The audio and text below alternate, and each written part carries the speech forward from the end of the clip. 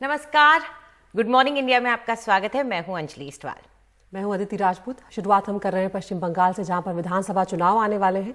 BJP केंद्रीय चुनाव समिति की बैठक कल देर रात तक चली है। प्रधानमंत्री नरेंद्र मोदी की बीजेपी नेताओं को सलाह है कि उकसावे में ना आए, भाषा की मर्यादा बनाए रखें।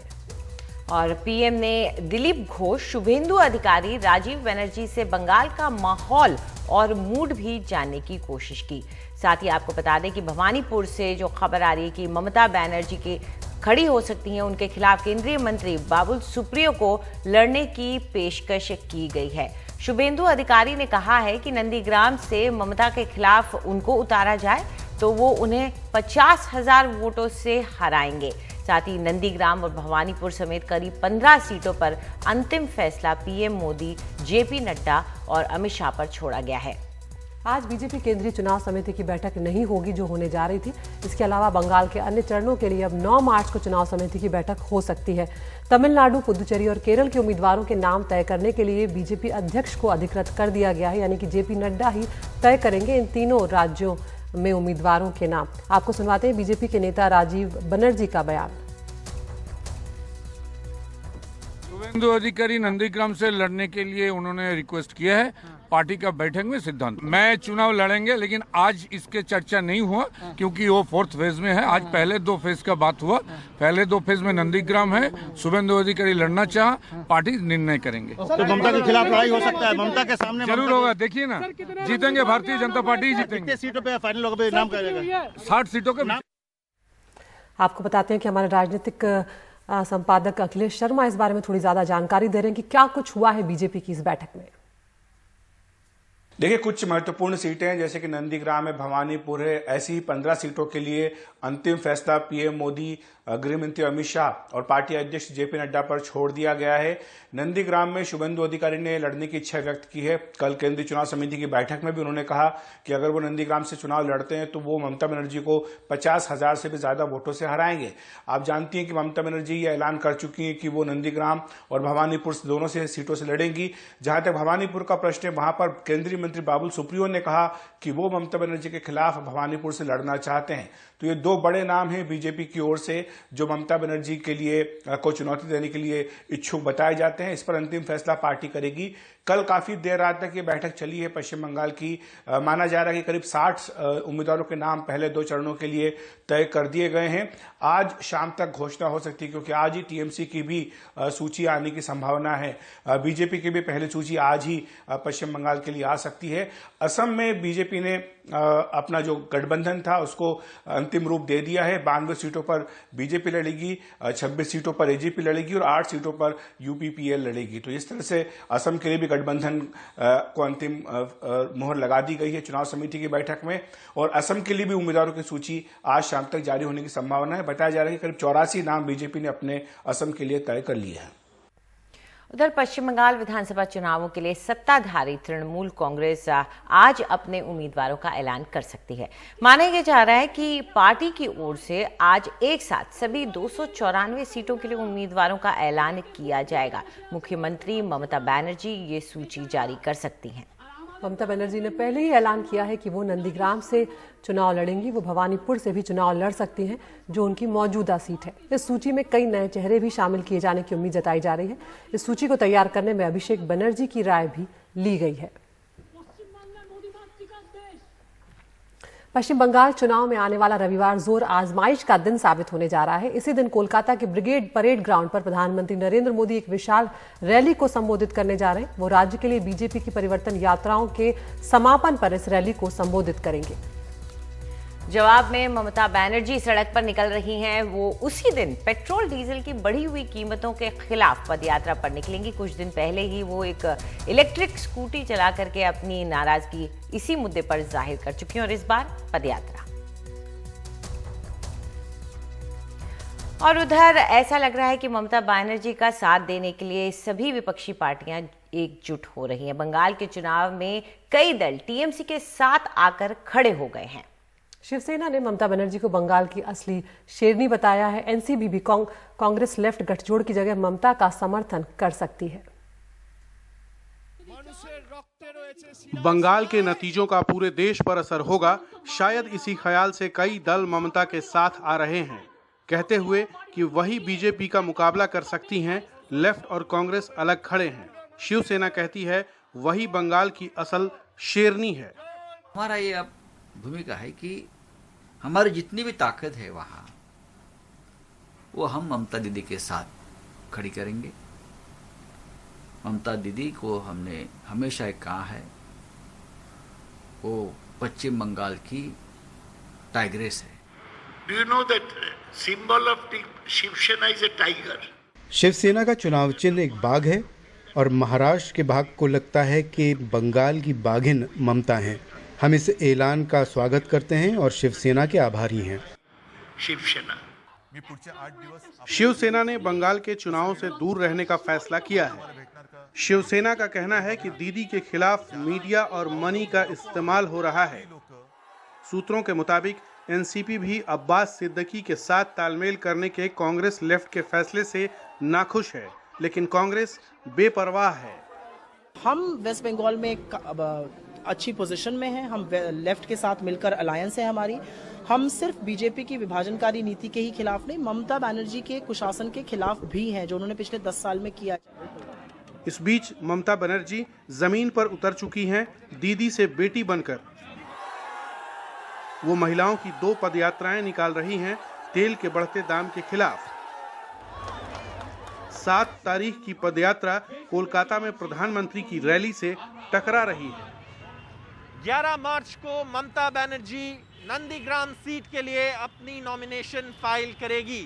ये वही सीट है जहां से 2016 में शुभेंदु अधिकारी, जो पहले तृणमूल में थे और अब बीजेपी नेता है, जीते थे। जब ममता बनर्जी हैट्रिक के लिए कोशिश कर रहे हैं, तब देश के दूसरी ओर जो ऑपोजिशन पार्टी है जैसे कि शिवसेना, उनका कहना है कि पश्चिम बंगाल में बीजेपी को टक्कर देने के लिए सिर्फ ममता बनर्जी तैयार है। कैमरा पर्सन जीडी शंकर के साथ कोलकाता से सौरभ गुप्ता, एनडीटीवी इंडिया।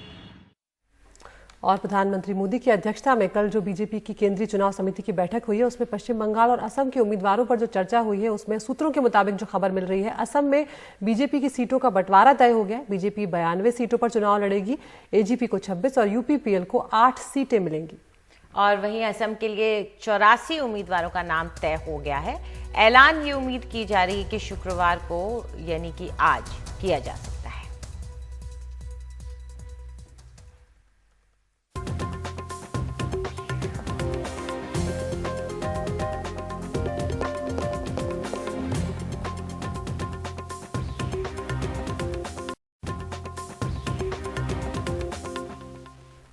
हमारे देश में गुरुवार को कोरोना टीकाकरण का नया रिकॉर्ड कायम हुआ है। गुरुवार को ही 10 लाख से ज्यादा लोगों को कोरोना का टीका लगाया गया। अब टीकाकरण का दूसरा दौर चल रहा है, यानी कि सेकंड फेज, जिसमें आम लोगों को भी टीके लग रहे हैं और अब तक 17 लाख से ज्यादा आम लोगों को वैक्सीन लग चुकी है। प्रधानमंत्री सहित कई वरिष्ठ नेताओं ने वैक्सीन ली है और साथ साथ आम लोगों को भी इसमें जो झिझक थी वो अब कम हो रही है। लोग टीकाकरण के लिए प्राइवेट अस्पतालों और सरकारी अस्पतालों में पहुंच रहे हैं। जुलाई 2021 तक 30 करोड़ लोगों के टीकाकरण का लक्ष्य है। टीकाकरण के इस दौर में पहले 3 दिन में 11 लाख आम भारतीयों को टीका लग गया। भारत का टीकाकरण ग्राफ बेहतर हो रहा है। जमीन पर भी इसे देखा जा सकता है। खासकर निजी अस्पतालों में पूरे दिन लंबी कतारें नजर आ रही हैं। अपोलो और मैक्स जैसे बड़े अस्पतालों में रोज 150 टीकों की रफ्तार बढ़कर अब 600 टीके रोज हो चुकी है। बड़ी तादाद में बुजुर्ग आ रहे हैं और हम पूरी कोशिश कर रहे हैं कि पूरी प्रक्रिया बिल्कुल आसानी से हो जाए। अब तक हम 2000 लोगों से ज्यादा को टीका दे चुके हैं। निजी अस्पतालों की भीड़ देख कई लोग अब सरकारी अस्पतालों का रुख कर रहे हैं। इनमें 65 साल की रिटायर्ड टीचर इंदिरा अग्रवाल और उनके 65 साल के पति प्रदीप भी हैं, जो एक रिटायर्ड बैंकर हैं। मैक्स वगैरह में एक्चुअली बहुत भीड़ थी। फिनिक्स आर ब्लॉक में ये हमारे घर के पास, लेकिन उधर भी बहुत ज़्यादा रश था। लोग कह रहे थे जैसे मैक्स में आज रजिस्ट्रेशन करवाओ, कर रहे हैं वो लोग भी रजिस्ट्रेशन, लेकिन नेक्स्ट डे फिर सुबह जाओ तो नंबर आ जाता है, otherwise you have to wait for hours. So हमने कहा ठीक है, लेकिन यहाँ हम आए, हमने कहा एक बार देख लेते हैं, तो यहाँ हमें बहुत अच्छा लगा। कई जानी मानी हस्तियां भी गुरुवार को टीका लेती दिखी। वित्त मंत्री निर्मला सीतारमण, दिल्ली के मुख्यमंत्री अरविंद केजरीवाल, हिमाचल प्रदेश के मुख्यमंत्री जयराम ठाकुर, दिल्ली के एलजी अनिल बैजल और जम्मू कश्मीर के एलजी मनोज सिन्हा भी इनमें थे। पिछले 2-3 दिन से काफ़ी सारे लोग हमारे यहाँ लोकनायक में आ रहे हैं। माननीय प्रधानमंत्री जी ने लगवाया है, आज माननीय मुख्यमंत्री जी ने हमारे यहाँ पे वैक्सीन लगवाया है, तो निश्चित रूप से लोग ज़्यादा से ज़्यादा अब वैक्सीन सेंटर पे आ रहे हैं वैक्सीन लगाने के लिए। भारत का लक्ष्य है कि जुलाई 2021 तक 30 करोड़ लोगों को वैक्सीन लगाई जा सके और इस सकारात्मक शुरुआत के साथ ये उम्मीद और पुख्ता हो गई है कि भारत अपने लक्ष्य को हासिल करने में कामयाब होगा। नई दिल्ली से कैमरा पर्सन सुशील राठी के साथ सुकीर्ति द्विवेदी, एनडीटीवी इंडिया के लिए। अब खबर जम्मू कश्मीर से, जहां स्कूल खुल गए हैं। कोरोना वायरस के साथ ही कई अन्य मसले थे जिसकी वजह से सबसे ज्यादा नुकसान स्कूली छात्रों का ही हो रहा था। इंटरनेट बंद होने के कारण ऑनलाइन भी छात्र पढ़ाई नहीं कर पा रहे थे। बड़ी राहत महसूस कर रहे हैं बच्चे और शिक्षक और खासकर उनके परिजन भी। नसीर मसूदी की ये रिपोर्ट। 19 महीने बाद क्लास में वापसी। कश्मीर के स्कूल देश के दूसरे हिस्सों के मुकाबले ज्यादा अरसे तक बंद रहे। पहले अनुच्छेद 370 हटाए जाने के बाद सुरक्षा कारणों से और फिर कोविड का असर। 9वीं में पढ़ने वाले सैयद इनायत के लिए इस दौरान काफी कुछ बदल गया है, जो आखिरी बार अपनी क्लास के दोस्तों से जुलाई 2019 में मिला था। इनका कद भी बढ़ गया है, सभी लंबे हो गए हैं। अब सोशल डिस्टेंसिंग की वजह से गले भी नहीं लगा सकते, बस दूर से हाय कह देते हैं। फिलहाल 9वीं से 12वीं के बच्चे आ रहे हैं। अगले हफ्ते से 6ठी से 8वीं तक के बच्चे भी आने लगेंगे। प्राथमिक स्कूलों को लेकर अभी कोई फैसला नहीं किया गया है। लगभग 2 साल हो गए, हम 2 साल के बाद आए यहाँ स्कूल, तो इसलिए तो अब हो गया है। अब 2-4 दिन ही हो गए हमें यहाँ आने को, तो अब नहीं होना चाहिए। अब कुछ नहीं होना चाहिए। तो जैसे कोविड के अब स्कूल खुल गया, अभी बोल रहे थे ये वापस बंद हो जाएंगे। हम नहीं आशा करते कि अब ये बंद ना हो। कश्मीर में इंटरनेट पर पाबंदी की वजह से ऑनलाइन पढ़ाई भी मुमकिन नहीं रही थी। शिक्षक शाइस्ता रेशी ने कोविड के दौरान बच्चों को पढ़ाने के लिए यूट्यूब चैनल लॉन्च किया, लेकिन इंटरनेट की धीमी रफ्तार की वजह से बहुत से बच्चे इसका फायदा नहीं उठा पाए। ऑनलाइन क्लासेस ठीक थी, इतने सारे सवाल थे, सिग्नल की परेशानी थी, नेटवर्क की दिक्कत थी, लेकिन आमने सामने पढ़ाई की बात कुछ और ही है। स्कूल आकर बहुत ही अच्छा लग रहा है। लंबे अरसे तक चली सर्द मायूसी के बाद कश्मीर के बच्चे अब फिर से पढ़ाई पर ध्यान दे रहे हैं। श्रीनगर से नजीर मसूदी की रिपोर्ट, एनडीटीवी इंडिया।